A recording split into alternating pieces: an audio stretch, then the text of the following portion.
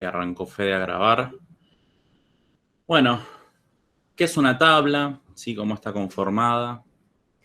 Una tabla almacena datos sobre un tema en concreto, como un empleados o productos. Su estructura general se asemeja a una vista general de un programa de hoja de cálculo Claro, como un Excel, ¿no? ¿Qué tiene? Filas y y columnas. columnas. Se Bien, componen de dos estructuras, campos y registros. perfecto. ¿Qué serían? ¿Las filas qué serían? Las filas ¿Campos o serían las filas serían los registros. los Los campos registros? serían las columnas. Cada columna es un campo, ¿sí? A los registros también se les llaman tuplas. Eh, perfecto, bien. Entonces la tabla es esta estructura de base de datos que nos permite almacenar los datos de una entidad concreta, ¿sí? O de una relación. Y tiene esta forma de hoja de Excel o hoja de cálculos, como bien dijiste, donde tenés filas, que son los registros o las tuplas, y que sería cada instancia, ¿sí? Cada objeto guardado. Y después tienen los campos, que son las columnas, que representan las propiedades o a las características de esas instancias que estamos guardando, ¿no? Cada dato en específico. Bien. ¿Qué es una primary key y cuáles son sus características? La clave primaria o primary key identifica de manera única cada fila de una tabla. El valor de esa fila no se puede duplicar en toda la tabla. La columna definida como una clave primary key debe ser un valor único y no puede contener valores nulos. Bien, es eso, si es un identificador único, ¿sí? Para cada registro de la tabla y sus características son dos.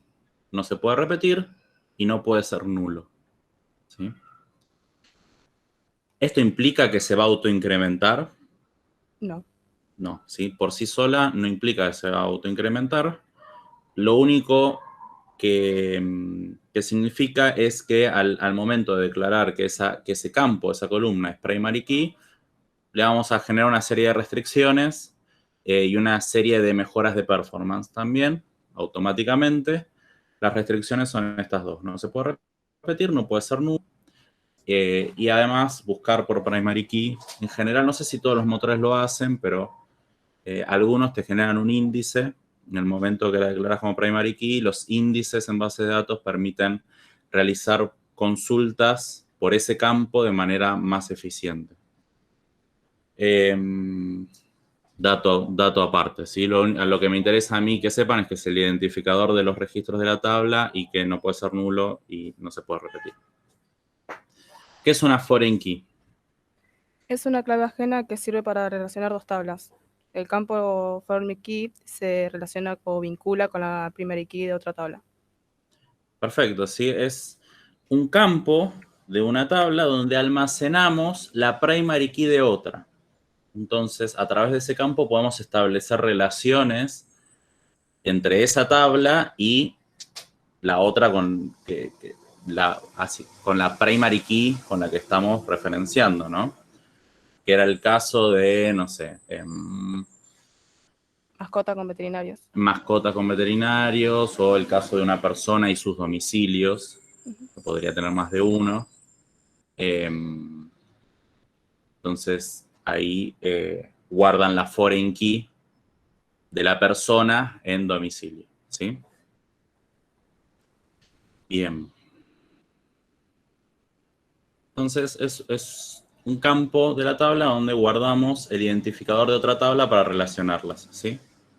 ¿Qué es un campo de tipo de identidad en SQL Server? Un campo Que definido como identidad generalmente se utiliza como una clave primaria. No es editable, o sea que no se puede registrar un valor ni actualizarlo. Tampoco permite valores nulos. ¿Me repetís de nuevo? Sí. Pues Un fue muy campo, rápido. sí, un campo definido como identidad generalmente se utiliza en la primary key. No es editable, o sea que no puede ingresar un valor ni actualizarlo. Tampoco permite valores nulos. Perfecto, sí, es lo que es una propiedad que nos permite asociar SQL Server, que lo que va a hacer es que ese campo en puntual no sea editable porque se va a modificar con un criterio que le vamos a dar nosotros, que es un campo numérico que se va a ir incrementando. Nosotros lo ponemos de A1, pero podríamos cambiar eso y poner que se incremente de A3. ¿Sí? Entonces, no nos va a permitir editarlo porque cada vez que hagamos un nuevo insert, ese campo se va a actualizar solo. Entonces, ¿todas las primary keys son de tipo identidad? No. No, hay que ponerle al campo de primary key, además de especificar que es una primary key, hay que ponerle que sea de tipo identidad para que se autoincremente.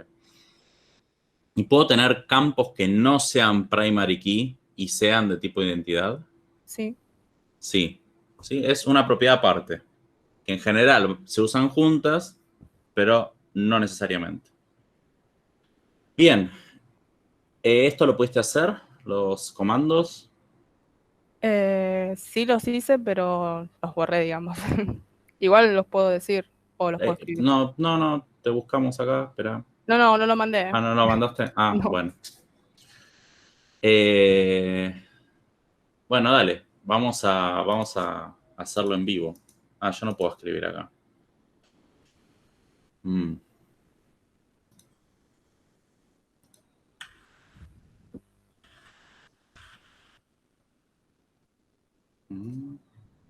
Ah.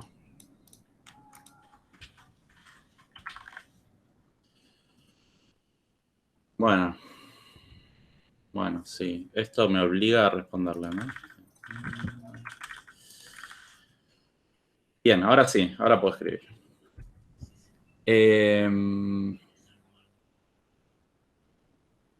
Bien, tenemos esta tabla, provincias, que tiene ID de tipo entero,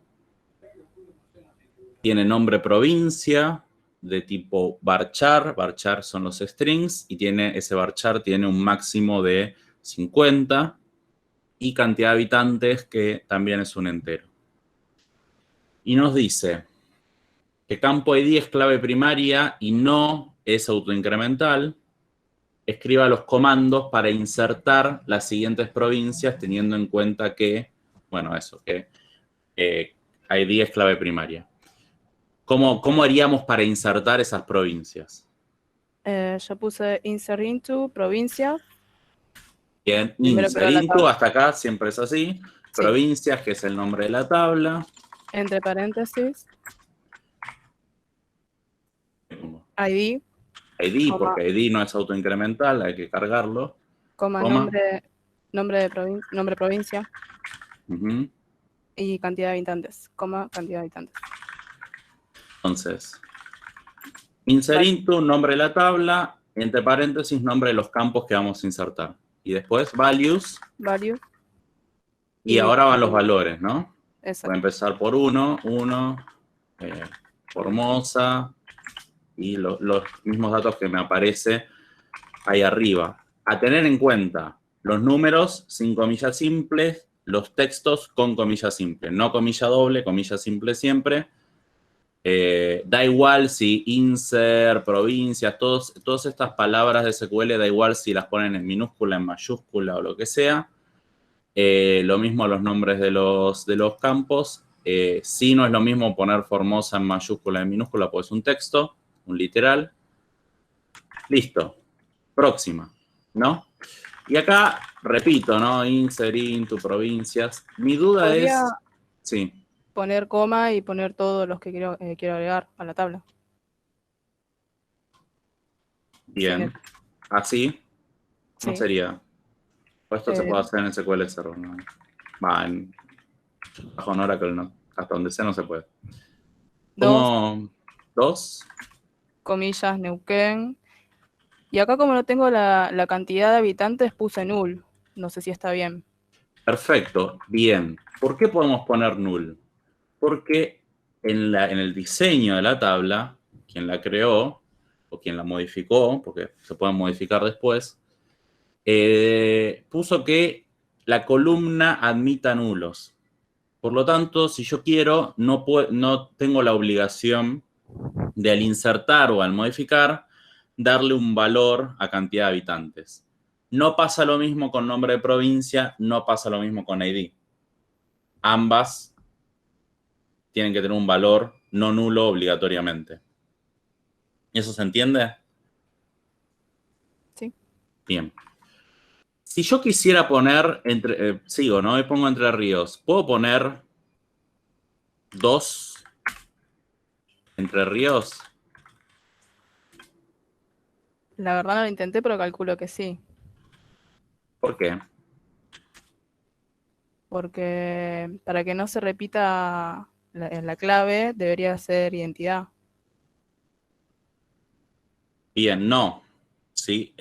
Las primary key, por ser primary key nada más, no se pueden repetir, Ok. ¿sí? Y no... y tienen que tener valores únicos. Y no pueden ser nulas. O sea, no pueden ser nulas y tienen que tener valores únicos. Solo por ser primary key. Y ID es clave primaria, ¿sí? Si fuera identidad, lo que cambiaría es que yo no tengo que cargarlo el ID. Se va a autoincrementar solo. Entonces, acá yo no puedo poner 2 de nuevo, porque estaría repitiendo este valor que viene acá, ¿sí? Entonces tengo que ponerle un valor distinto. No necesariamente 3, puedo ponerle 55, da igual. Más, podría, como es un entero, podría ponerle -4. Bueno, nada, entendemos que lo estamos usando como un identificador. Lo más correcto sería que sea un número que se vaya incrementando de a 1, en este caso al menos. Bien, y me faltaría Tierra del Fuego, ¿no? Y esta vez... Ah, no, sí, me falta el ID. Me falta el ID, 4. ¿Se entendió todo hasta acá? ¿Alguien tiene dudas? Lucía, vos. No, está bien. Entendí. Bueno, yo te creo que esto de la coma funciona. No lo probé nunca. Pero si no, lo pueden hacer en varios ins.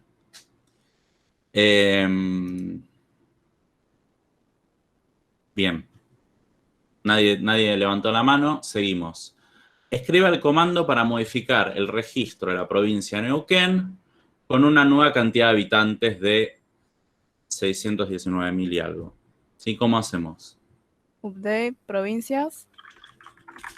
Update. Provincias. O Set, sea, uy, puse mal esto. Update, palabra reservada, provincias, nombre de la tabla, set, cantidad de habitantes. nombre del campo que quiero modificar,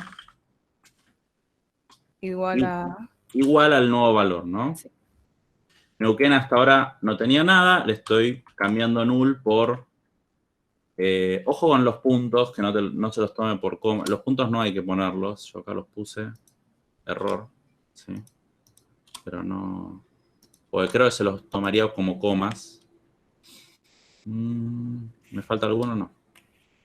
Es preferible que lo pongan sin separador de miles. Eso es más que nada para que quedara más claro el número. Espera, 6, 19, 7, 4, 5. Bien. Where, Where. ¿Qué pasa si yo no le pongo el where? la verdad que no intenté.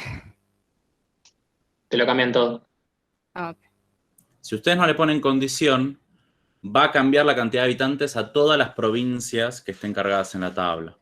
Por eso es muy importante cuando usamos update o delete, ¿sí? Que son comandos que cambian el estado, ¿sí? Que cambian los datos de la tabla, poner un where para especificar qué queremos cambiar, qué registros queremos cambiar. Si queremos cambiar todos, bueno, sí, sin where, pero sería raro. En este caso queremos cambiar la provincia Neuquén. Entonces, ¿qué hago? Nombre de provincia igual a Neuquén, entre comillas simple. Bueno, esto es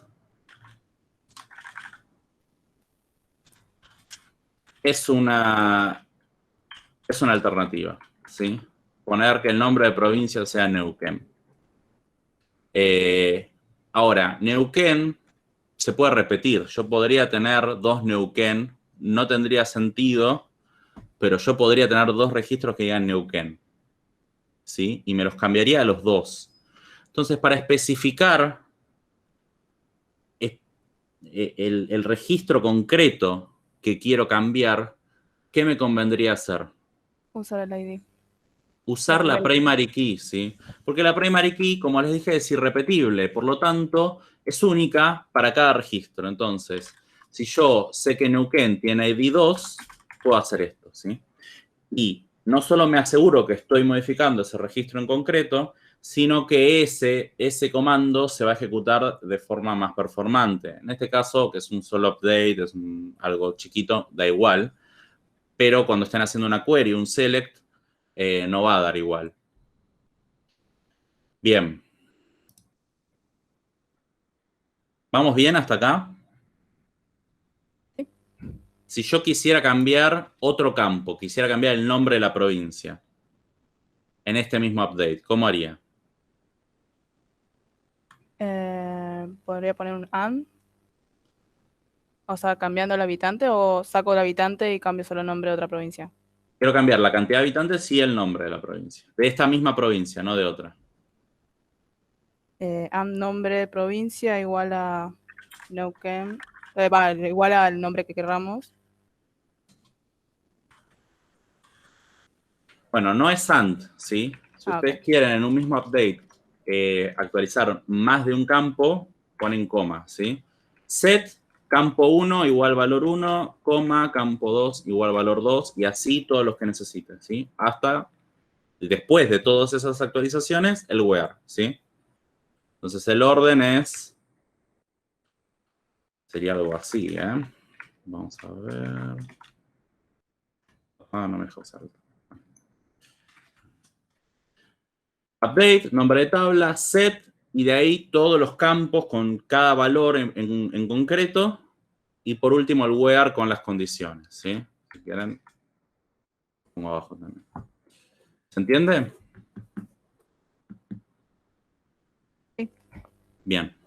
Para el parcial, este tipo de queries simples las tienen que poder hacer, ¿sí? Escriba la sentencia SQL para consultar todas las columnas de todas las provincias. ¿Cómo sería? Select asterisco from provincia.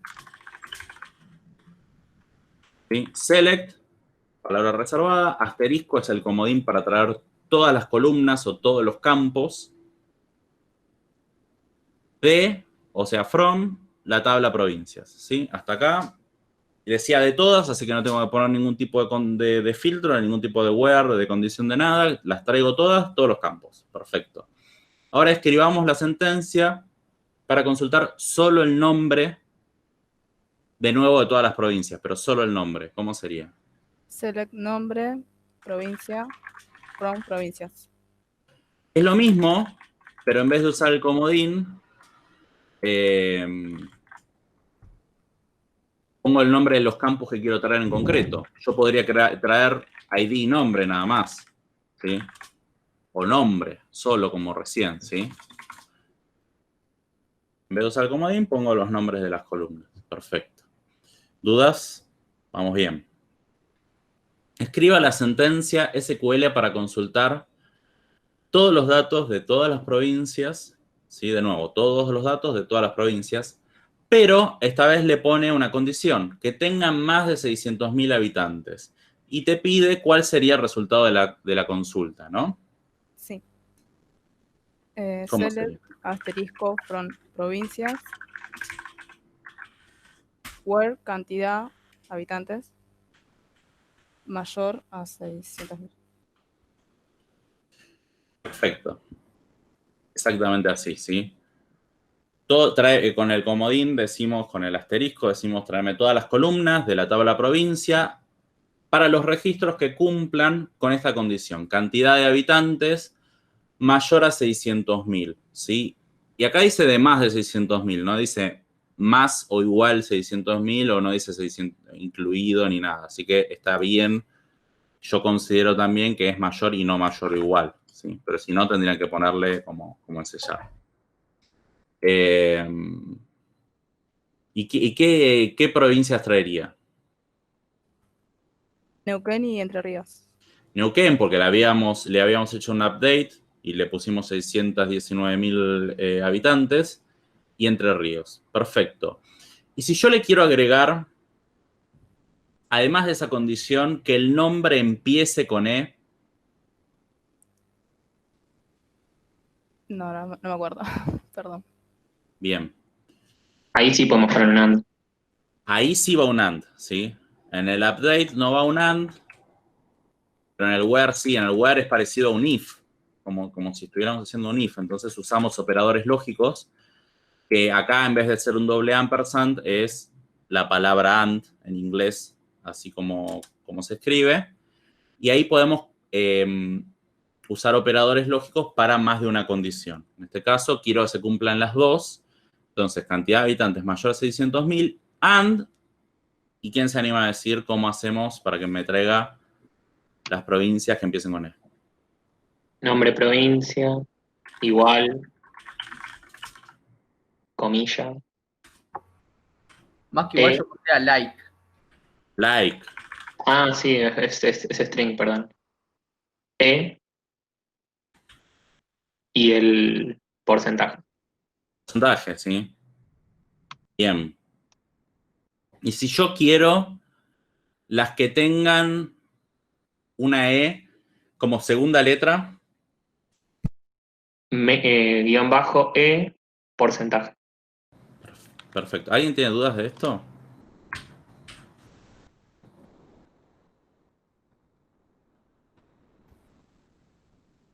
¿No? Acá le estamos diciendo, tráeme todas las columnas de la tabla provincias donde se cumplan dos condiciones. Que la cantidad de habitantes sea mayor a 600.000 y que el nombre de la provincia tenga E en la segunda letra, ¿sí? Que en la primera sea cualquiera, la segunda sea E y después lo que sea. ¿Qué me traería este select, así como está escrito? Entre Ríos. Neuquén. No, Neuquén, perdón. Entre Ríos no, porque la Sí. segunda letra es N, pero en la que habíamos hecho antes, que empiece con E, sí me traería Entre Ríos. Bien. Perfecto. Neuquén me traería. Entonces, ahora el comando para eliminar el registro con ID 3. Delete from provincia where ID igual 3. Bien, ¿sí? Acá el from es opcional, pueden poner delete provincias where ID igual 3, o así, que queda un poco más lindo, más fácil de leer, delete from provincias. ¿Qué pasa si no pongo el where? Borras toda la provincia. Borró Despedido. toda la tabla, ¿sí? Bien, despedido, dicen ahí. Bien. Escriba el comando SQL para eliminar todos los registros que no tengan datos en la columna cantidad de habitantes. Delete from provincias where cantidad de habitantes is null.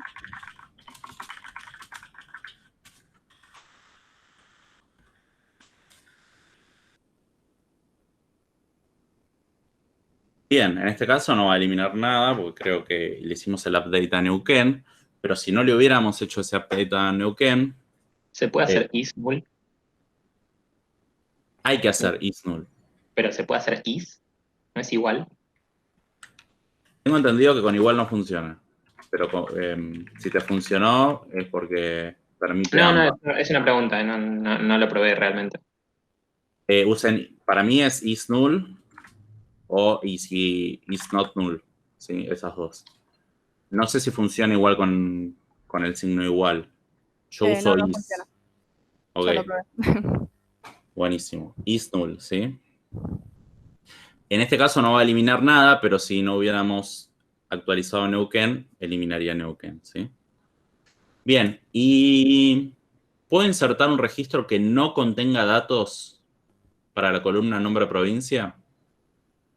En esas tengo dudas. No sé si es válido porque si yo pongo comillas simples sin nada dentro, me guardaría el dato vacío, digamos.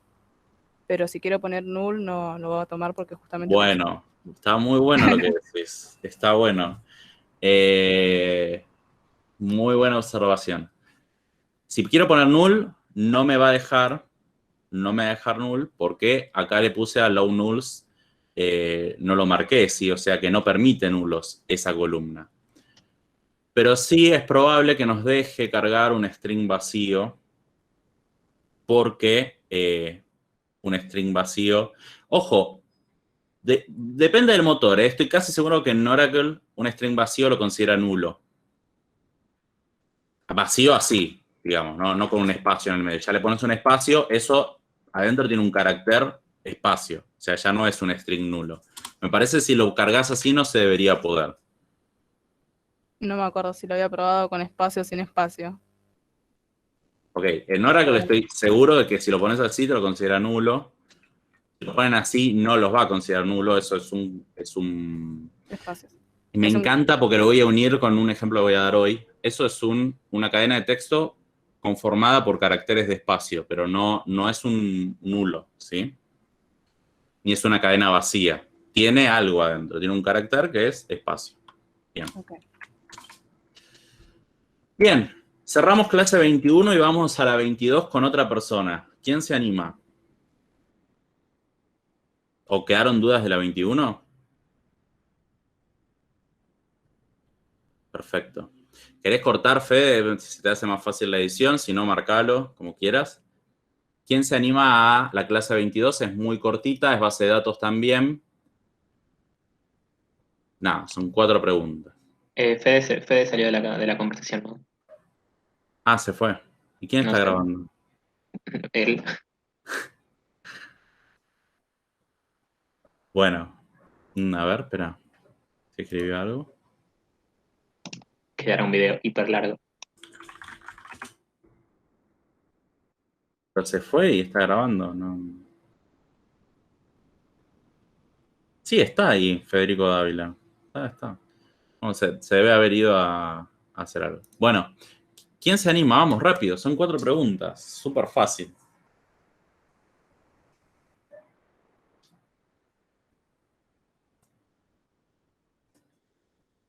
Elijo yo.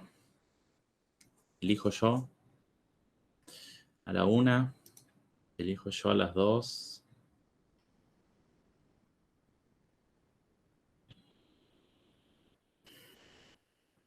Todos estos ya participaron alguna vez. ¿Se anima a leer sus propias respuestas de nuevo? ¿Alguien que ya haya participado y quiera participar? Así terminamos esto rápido. Y ya alguien vaya ofreciéndose también para delegados e hilos. También son poquitas preguntas.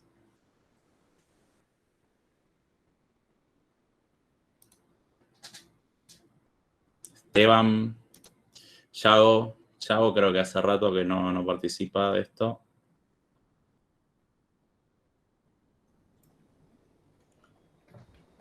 Aprovecho este intermezzo mientras todos están ahí haciéndose los giles. Se bajó línea con el tema finales parciales. Van a necesitar sí o sí disponer de una cámara. Van a necesitar sí o sí disponer de un micrófono ese día. No importa, les prestan un celular, un rato, lo que sea, pero necesitan acreditar para el segundo parcial y para el final identidad. Nos tiene que quedar un registro de que ustedes son ustedes, que ustedes están rindiendo. En el caso del segundo parcial, lo que más nos importa son todos los que no van a llegar a final porque promocionan. Así que todo el que tenga una nota de promoción lo vamos a tener que encuestar en vivo. Y bueno, en el caso de los finales es obligatorio, ahí no hay vuelta. Sí, Pero es más, aprovechemos y practiquemos en el segundo parcial, todos con cámara. Y a los que promocionen, en particular, probablemente está abierta, como siempre, a preguntarles a todos el oral, pero vamos a priorizar sí o sí a los que promocionen para que quede registro. O sea, hablan después o sea, damos el examen y después hacemos tipo una cámara, eso. No, durante el examen también puede ser que todos tengan que tener la cámara prendida, ¿sí? Entonces... Okay. Si nosotros estamos definiendo qué vamos a hacer, puede ser que les pidamos que tengan todos la cámara y de última el micrófono apagado durante el examen si es que tienen familia y hay ruido de fondo. Obviamente la cámara no va a estar encima del examen para que la vean todos, ¿no? Tiene que verse sus caras, que ustedes no estén hablando con nadie, que sean ustedes los que están resolviendo el examen, todo eso, ¿sí? Y en el caso del final va a ser sí o sí con cámara, ahí no hay tutía, entonces aprovechemos el segundo parcial y practiquémoslo. Bueno, igual son las mismas caras de preocupación que tenemos en el aula, lo que pasa es que ahora ustedes van a poder ver las de los demás. Yo por lo general veo las de todos, que estoy de frente. Sí. Sí, igual no se preocupen por las caras de preocupación. Sí, a ver, hagamos una práctica en el segundo parcial, todos sepan que les anda la cámara, que no tienen ningún problema, y yo qué sé. El tema es que no va a poder promocionar a nadie que no le hayamos visto la cara, y en el final no va a poder rendir nadie que no pueda acreditar identidad. Ténganse la libreta, si la tienen, a mano, y si no tienen la libreta, porque la dejaron en la facu, lo que sea, el DNI, porque eso se los van a pedir al final, y practicando, tal vez se los pidamos también en el segundo parcial. Entonces, ténganlo a mano, ya déjenlo ahí. Bien, ¿nos falta decir algo? No, una cosa, el DNI por las dudas, si alguien no quiere que... por lo general esa charla va a ser mano a mano con el docente, pero no nos importa ningún dato del DNI más que su nombre, apellido, el número de DNI y la cara. Son los datos que necesitamos del DNI, el resto si lo quieren tapar con una cinta o algo, no hay ningún problema por las dudas de que alguno diga, no, me van a dar el DNI, son datos míos. No hay ningún problema, necesitamos acreditar identidad, el resto no nos importa. Sí, igual, de nuevo, eso sí o sí va a ser en una mitad aparte. Fue algo que mencioné el otro día en la reunión, le dije a Fede en la reunión de docentes, Sí, que o me sea, parecía vamos a hacer turbio mano a mano. mostrarlo enfrente de todo. Yo no lo haría.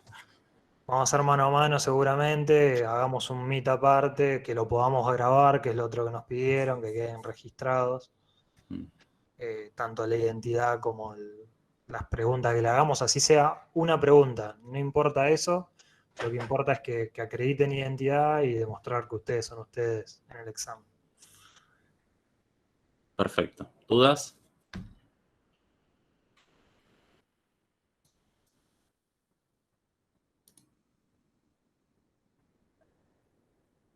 El TP4 al final se hace, ¿no? Sí, se hace.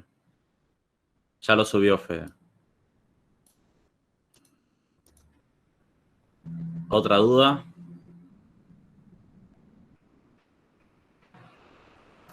Para promocionar tienen que tener los dos parciales. En caso de laboratorio, ya sea para aprobar o promocionar, tienen que haber aprobado todos los TPs. Todavía quedan instancias de recuperación, no se preocupen, pero tienen que aprobar todos los TPs.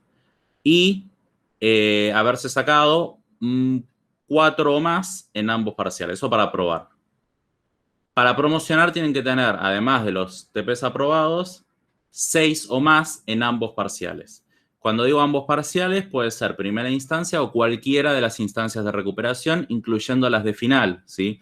O sea que si ustedes tienen un 2-4, un 6, un 2 o lo que sea, y van a recuperar el examen en final tratando de alcanzar el 6, pueden todavía promocionarlo en los recuperatorios de final, ¿sí? Los TPs no, los TPs tienen que estar aprobados, no importa la nota. Pero tienen que estar aprobados. Para Labo, para Programación 2 no tiene TPs. Son solo los parciales. Primero que nada, Rul, ¿cómo no sabes cómo se promociona? Lo único que hay que saber en una carrera. Y segundo, los TP de hecho no tienen nota ustedes, tienen aprobado y desaprobado. Creo No, que hay unos TPs que tienen notas, sí, ¿a los uno les puse primeros. nota? Ah, bueno. Sí, Bueno, sí. igual van todos, es aprobado, desaprobado. La nota yo la tengo, yo les puse nota. A ustedes les estoy pasando el aprobado, desaprobado para que sea más fácil, nada más. Yo tengo las notas. Yo, o sea, le puse escala a cómo le fue a cada uno, pero lo que importa es si lo aprobaron, nada más. Con respecto a la aprobación de parciales, 2 es desaprobado. 4 es aprobado, pero a final o recuperás si tratás de alcanzar el 6. Y de 6 para arriba es ese parcial está dentro de la promoción. Ahora, para promocionar tienen que tener los 2 dentro de la promoción. En el final, el aprobado es 6. A fin de cuentas, ya sea que promocionen o aprueben la materia en final, la nota de aprobación última que les va a quedar es de 6 para arriba. ¿Sí?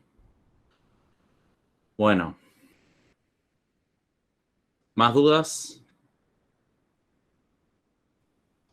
No repasamos el cuestionario 22, porque no hay voluntarios. ¿Alguien para el 23? ¿El 22 ya lo hicieron o no? El 21 hicimos. Bueno, ya te digo quién hace el 22, pero... Ferrero.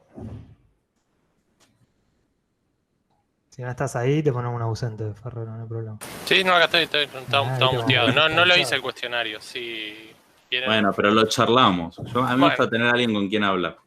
Bueno. Y que perdiste igual. Yo lo expliqué recién, pero bueno, ¿qué es Adonet? Yo recién me conecté, así que no sé. ¿Tenés idea de qué es? No. ¿Te suena? ¿Te imaginás? Nada. No te arriesgas. No.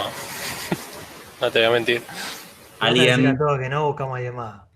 ¿Alguien se anima a responder esa? Que la expliqué recién. Esteban, dale. Prieto, ahí está, vamos Prieto. Buenas. Bueno, ADO es un conjunto de clases que exponen servicios para acceder a datos. Perfecto, es eso, ¿sí? Es dentro de la plataforma.net, es la API de acceso a datos. ¿Qué quiere decir esto? Es una serie de servicios que nos van a permitir acceder a la base de datos, consultarla, modificarla. ¿Qué es en concreto? SQL Connection, SQL Command, ¿sí? Con sus respectivos métodos, constructores, etcétera. Es eso. Bien. ¿Querés seguir? No sé quién estaba, Ferrero estaba antes. ¿Querés contestar vos?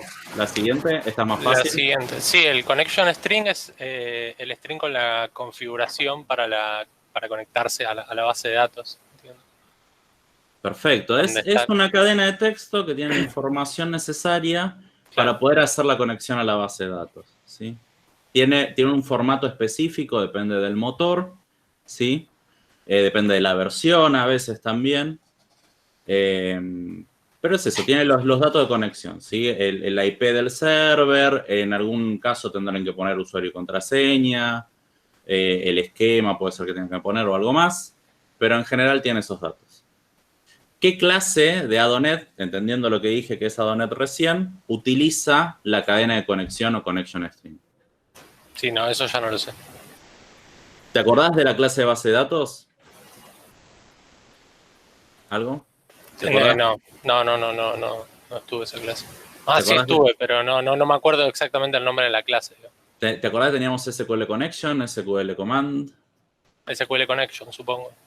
Bueno, ¿se acuerdan que lo primero que teníamos que hacer era instanciar SQL Connection, ¿sí? Y ya sea que lo pasáramos en el constructor o modificáramos la propiedad, antes de abrir la conexión a base de datos, teníamos que especificar la cadena de conexión. Y a muchos y a muchas le habrá dado un error, ¿sí? Porque la pusieron mal. Es muy común, ¿sí? Seguro que a alguien le pasó. Entonces, la clase de Adonet que utiliza el connection string es la que abre la conexión a base de datos SQL Connection, ¿sí? Ahí Gonzalo dice que le dio problemas. ¿La siguiente te animás vos? Sí, la inyección SQL. Entiendo que es cuando se inyecta código a algún query de SQL de forma intencional, ¿no? Dentro de la aplicación, en algún input o en algún lado donde se pueda ingresar y termina aplicando sobre la base de datos, digamos. Puede ser para modificar datos o para acceder a datos que no son accesibles normalmente. Entiendo. Perfecto. Es una falla de seguridad, ¿sí? Que se puede dar si no tomamos los recaudos, que son muy sencillos, ya lo hicieron ustedes, que alguien, conociendo un poco el código de una página web o que tenga acceso a nuestra aplicación, pueda insertar en un campo código SQL y que si nosotros no tomamos los recaudos necesarios, ese código se ejecute en la base y, no sé, borren una tabla o hagan algún cambio o alguna falla intencional o malintencionada, que modifique los datos de la base y es básicamente eso, es una falla de seguridad que se da cuando no hacemos, no ejecutamos los comandos SQL de manera segura, ¿sí? ¿Y cuál sería la manera segura de hacerlo con lo que vimos en clase? No, eso ya no sabría decirte. Lo único que se me ocurre para evitarlo sería, bueno, controlando cada uno de los inputs que tengas en la aplicación. Y después, no sé si se aplica justamente para Adobe, pero por ahí no utilizando queries directamente en el código. O sea, los ORM por lo general te permiten, tenés la posibilidad de ejecutar queries de SQL, pero lo deberías manejar con las clases que te provee el framework, ¿no? O Adobe. Si lo hacemos, un ORM es Object Relational Mapper. Sí, entiendo que sería algo así, ¿no? ¿O no? ¿O no? ¿O solo te da acceso a la base de datos? No, ADONet es muy bajo nivel, eso nos da acceso. Sobre ADONet, uno puede montar, están montados varios ORM, Entity Framework, o como todos los que puedan usar Hibernate, cualquiera puedan usar en .NET. Pero antes de seguir hablando de ORMs, que es algo que no se vio en clase, es básicamente, de nuevo, es una librería, un framework que le ponemos encima al acceso a datos que nos permite mapear objetos rápidamente, tiene un montón de temas de seguridad. Si es un ORM muy completo, directamente al cambiar una clase y ejecutar un método, te actualiza una tabla sin necesidad de escribir SQL. O sea, nos permiten hacer todo este trabajo de una manera más cómoda. Pero lo que vimos en clase no fue eso, fue algo más a bajo nivel, que, como dice ahí Esteban, sí, Martín, parametrización o parámetros, queries parametrizadas, ¿sí? O comandos parametrizados. Que creo que en SQL Server tenían que poner arroba, ¿puede ser? Al valor que iban a reemplazar, y la manera de inyectar los valores en esos comodines que pusieron era a través de una serie de propiedades y de métodos que tiene la clase de SQL Command, ¿sí? Eso lo vieron con Lucas y lo dejamos más desde la parte práctica. Pero lo importante es que entiendan que siempre, siempre, siempre, excepto estén usando alguna solución de más alto nivel, como mencionó recién, no sé tu nombre, Ferrero. Cristian. Como mencionó recién Cristian, si usan una solución de más alto nivel, probablemente ya lo contemple, pero si están usando algo así, siempre, siempre, siempre tienen que parametrizar los comandos para que, y las queries también, para que no les inyecten SQL. Bien, dos formas vistas en clase de liberar recursos. Se la dejo a alguien que la pueda contestar. Bueno. Te interrumpo, perdón. Dale. Se la dejo a alguien que pueda contestar. Esteban, ¿querés contestar la voz que ya venías ahí atento? Dale. Una forma sería el objeto SQL connection.close y otra forma sería encerrar el código en un bloque using. Perfecto, ¿sí? Cualquiera de esas dos formas. O try catch finally. Mencionaste try catch finally, ¿no? Con el close. No, en realidad puse solo el close. Ok, ¿qué pasa si se lanza una excepción? No se va a cerrar nunca.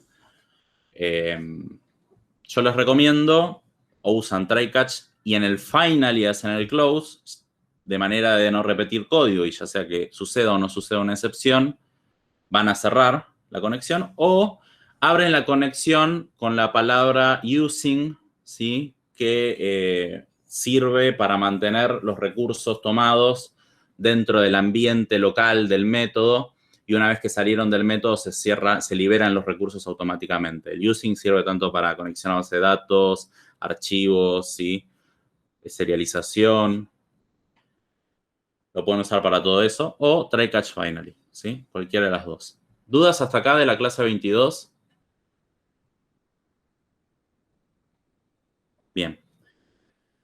Vamos a la última, ¿sí? Delegados e hilos. ¿Alguien que haya contestado o que las tenga el tema más o menos claro y quiera responder? Así hacemos rápido, son 6 preguntas, un poco más. El tema de hoy es muy cortito, así que no se preocupen por eso. Pero vamos a ver. Mauri, te da una pregunta. Mañana es la clase de repaso, ¿no? ¿Cómo? Mañana es Mañana. la clase de repaso. Mañana es clase de repaso, vamos a hacer un parcial, me imagino. Eso lo determina Fede. Ok. Pero hoy nos queda un tema todavía. Rápido. ¿Quién se anima a delegados? Hilos. ¿Se escucha? Sí, No, lo hago yo. dale, buenísimo. Alex. Dale. ¿Qué es un delegado? Un delegado guarda un puntero a un método. Bien, guarda una referencia, un método, ¿sí? No sé. ¿Qué es lo más parecido a un puntero a como trabajaban en C? Y me voy a saltar a la tercera pregunta, que es, ¿cuál es la diferencia entre los punteros que vieron en C y los delegados de C#? Esa no la puedo responder, porque no encontraba la diferencia. Que los delegados tienen seguridad de tipo. Esa es una, tienen seguridad de tipos y no pueden asociar al tipo delegado cualquier método. Tiene que tener una firma particular, devolver algo, recibir algo, ¿sí? Y tiene otra cosa más. ¿Qué más? ¿Alguien se anima? Que el delegado es un tipo. El delegado es un tipo. Eso está, creo que lo dijiste, Alex. Los delegados son para métodos y los punteros de C no eran de métodos, eran variables directamente. No va por ahí porque vos podés guardar el delegado en una variable. Va más por que el delegado, ¿sí? El tipo delegado, encapsula no solo la referencia al método, sino la referencia a la instancia, a una instancia específica sobre la cual ejecutar ese método. Ustedes saben que cada objeto es independiente entre sí, por más que sean de la misma clase. Entonces, el delegado no solo nos permite llamar a un método, sino que nos permite llamar a un método de un objeto específico. ¿Sí? Por más que yo tenga 10 personas, si yo guardo la referencia al método de la instancia, no sé, de la instancia 1 de persona, cuando se ejecute, se invoque ese delegado, va a llamar a ese método de esa instancia, no al de todas las otras 9. ¿Sí? ¿Me siguen? Entonces, la diferencia es, ¿qué es un delegado? Es un tipo que nos permite, un tipo especial, ¿sí? Igual que las clases, igual que los enumerados, es otro tipo de dato que nos permite guardar referencias a métodos, y la diferencia con los punteros que vieron en C es que además de tener seguridad de tipos, guarda la referencia a la instancia sobre la cual ejecutar el método, ¿sí? Encapsulan una instancia, ahí como dice Sergio. Es como si guardara el objeto adentro y además cuál de esos métodos del objeto tiene que invocar. Perfecto. Bien. ¿Qué papel juega el tipo de retorno y los parámetros? Bueno, ya lo hablamos. Los métodos que asociemos a ese delegado, o el método que referencia el delegado, tiene que tener la misma firma, ¿sí? Tiene que devolver lo mismo y recibir lo mismo. Hilos. ¿Qué es un hilo o subproceso? Es un proceso secundario derivado del proceso principal. Sí, podemos pensar que el proceso principal o que el hilo principal también es un subproceso. Pero bueno, ¿qué nos permiten hacer? Che, Mau, creo que te saltaste Tener la bastantes procesos Perdón. al mismo tiempo. ¿Qué decís, Tommy? Creo que te salteaste la pregunta 2. ¿Esta? ¿Qué papel juega el tipo de retorno y los parámetros? Claro. Sí, un poco lo conté por arriba porque medio que lo hablamos, el tema de la seguridad de tipos y que los métodos que uno asocia ese tipo de legado tienen que tener la misma firma, o sea, tienen que devolver lo mismo y recibir lo mismo. Ese es el papel del tipo de retorno y los parámetros. El tipo de retorno que le ponemos al delegado y los parámetros que le ponemos en la declaración van a tener que coincidir con los métodos que después le asociemos a ese tipo de legado. ¿Me seguís, Tommy? Sí, ahora sí. ¿Seguro? Sí, sí. Bueno. Bueno, ¿qué son? Los hilos nos permiten, ¿no?, ejecutar estas tareas en paralelo, ¿sí? Correr dos tareas al mismo tiempo, ¿sí? Y un proceso es el conjunto de todos esos hilos más los recursos que consume el programa, ¿no? Todos los hilos que están corriendo más los recursos que consume. Eso es un proceso. Y los hilos, esos procesos, son cada una de estas tareas que van ejecutándose en paralelo. ¿Cuáles son los posibles parámetros de entrada para el constructor de la clase thread? El thread start y el parametracer threader, no me acuerdo. Start, sí. ¿Y qué son, para qué sirven y en qué se diferencian? ¿Sí? Son delegados. Son delegados. Bien. ¿Y por qué?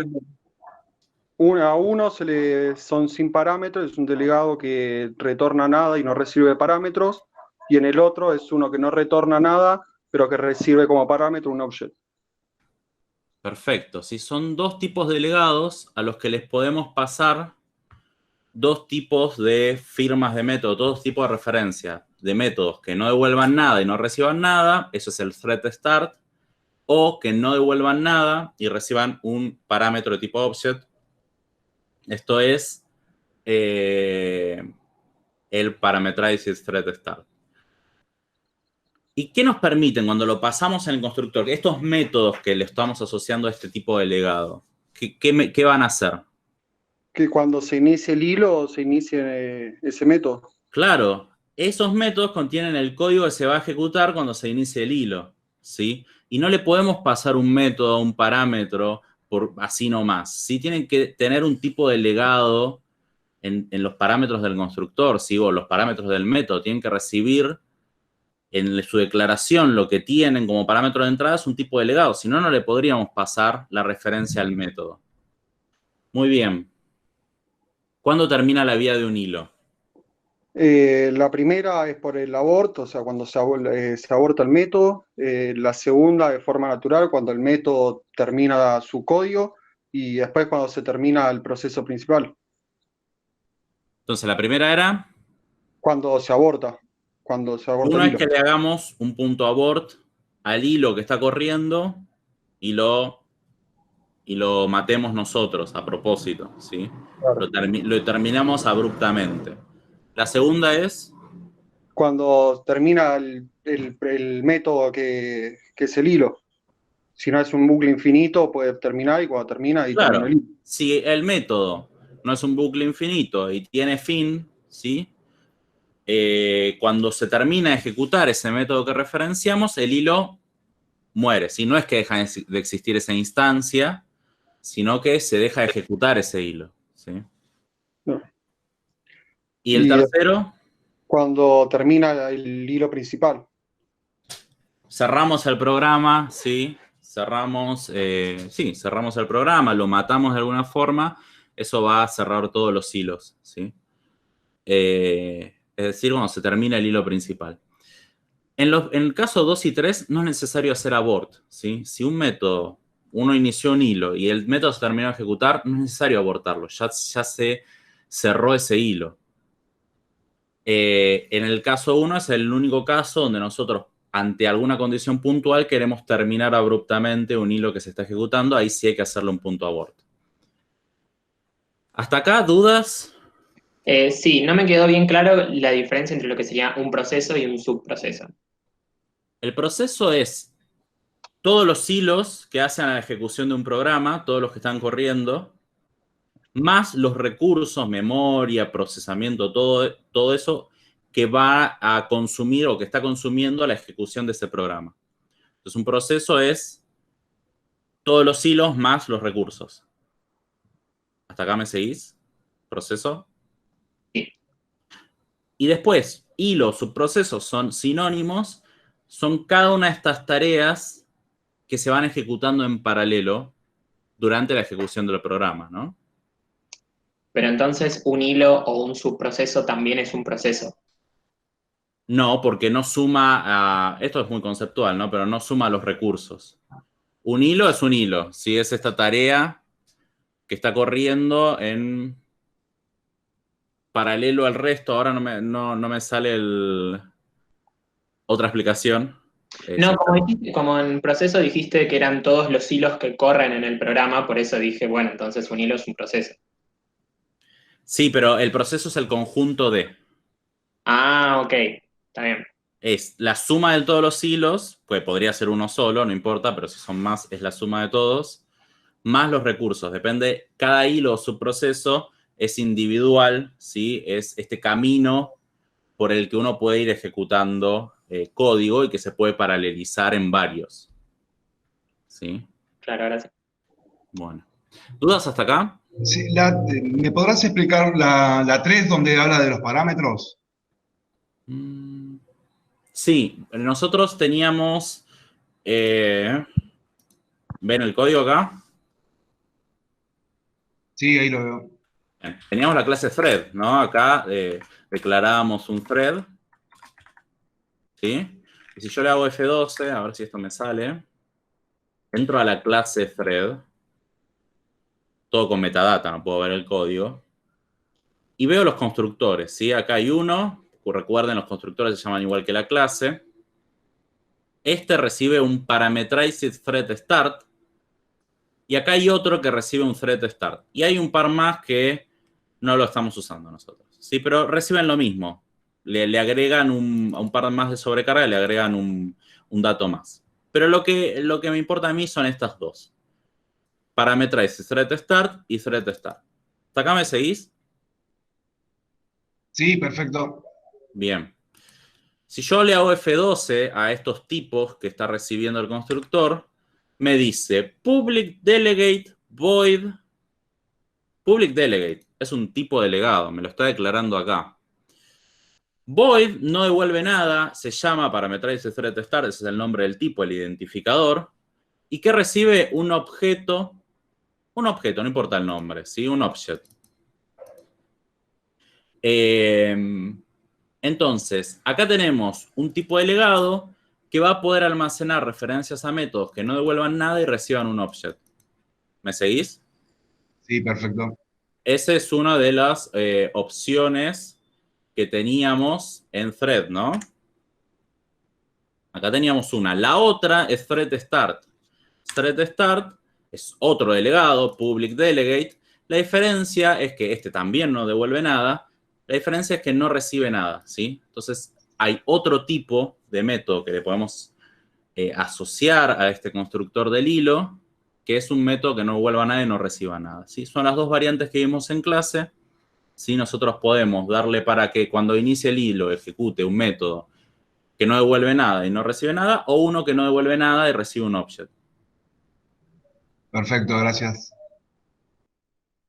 Acá le van a tener que pasar después al thread. Cuando hagan el start, ¿sí? Si le pasan uno que recibe un object, cuando hagan el punto start, ¿sí?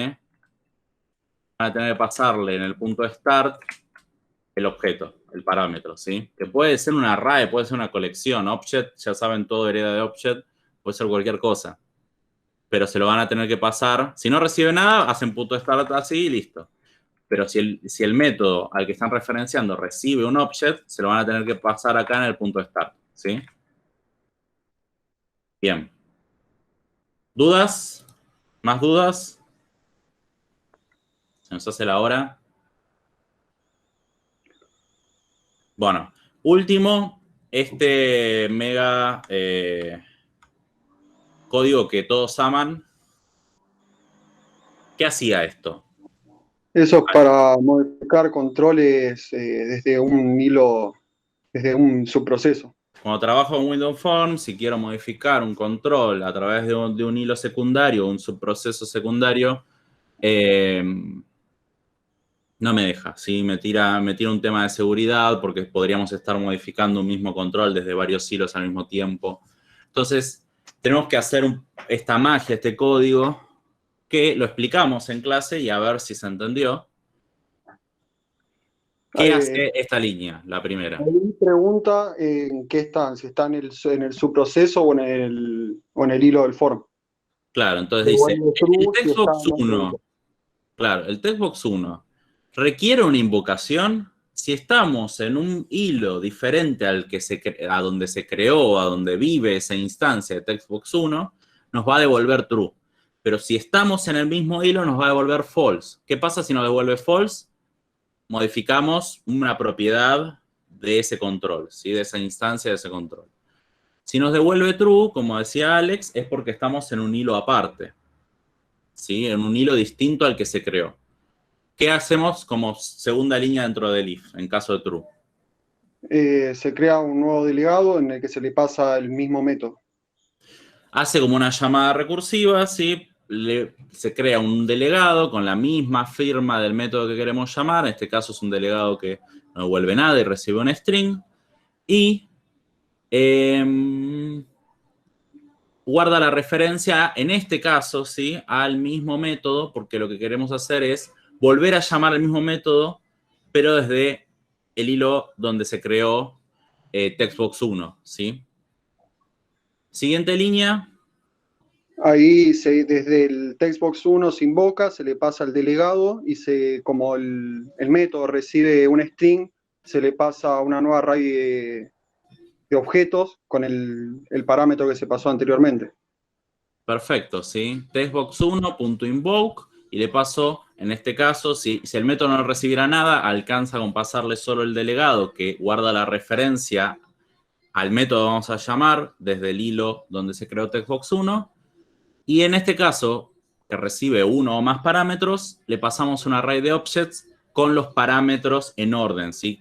¿Qué quiere decir los parámetros en orden? El valor que le vamos a pasar al método que vamos a llamar desde el hilo principal. En este caso estoy haciendo un pasamanos de lo que me pasaron acá. Si acá viene un argumento, no sé, hola mundo, yo acá le estoy inicializando este array de objetos con el elemento 0 va a valer hola mundo. Entonces, esto va a ser el punto invoke y va a volver a llamar al mismo método, pero desde el hilo donde se creó textbox 1. Le va a inyectar esto que le pase acá, que es hola mundo. Va a venir acá y va a decir invoke require false, porque estamos en el hilo donde se creó. Va a venir al else y le va a cambiar el texto por hola mundo. ¿Me siguieron? Esto lo habíamos visto en clase igual, pero está bueno a veces bajarlo a... Si no lo hicieron, les recomiendo, bájenlo a texto, entiendan paso a paso nada, qué es cada línea de este código, ¿sí? El que está en la PPT tiene un paso extra que el array de objetos lo inicia en una variable, pero es lo mismo, ¿sí? Duda, dice, ¿no habían casos en los que pese a finalizar el hilo principal, un hilo secundario continúa corriendo? No, lo que pasaba era que cuando ustedes cierran el formulario, puede ser que les quedó el hilo secundario, estaba corriendo, ¿sí? Todavía no se terminó de cerrar el secundario, el principal, el hilo principal, pero ya no existe la instancia del control o algo así, entonces cuando tratan de llamar al método o algo les dan un reference, les hace un lío así. Entonces, en el caso de que estén haciendo estas llamadas entre hilos, es importante que, por las dudas, por si un hilo está llamando un método en otro hilo, primero aborten el hilo secundario para evitar estos problemas. Pero en principio, cuando cierran el programa, mueren todos los hilos.